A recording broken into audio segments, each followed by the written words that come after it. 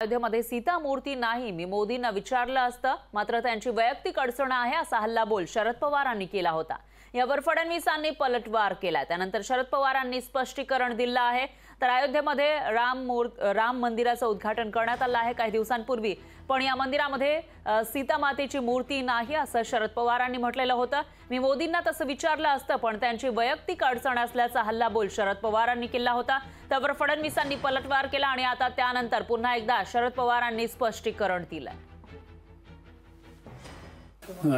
मला प्रश्न विचारला एका सर्वेमध्ये, मला प्रश्न विचारला की रामाची मूर्ती बसवली ही चांगली आहे, पण सीतेची का नाही बसवली।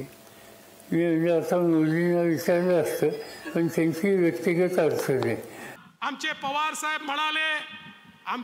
साहेब म्हणाले की राम मंदिरावर महिला नाराज आहे कारण तिथे सीतेची मूर्ती नाही आहे।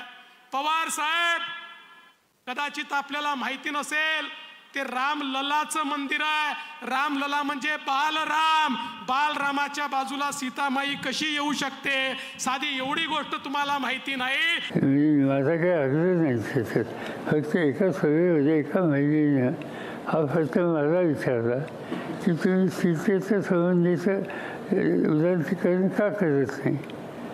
तर त्यांना दोघांचा असा एका भगिनीने प्रश्न विचारला।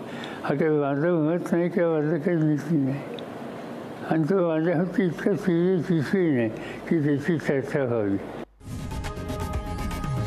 लोकशाही मराठी ऐका, पहा, जागरूक रहा।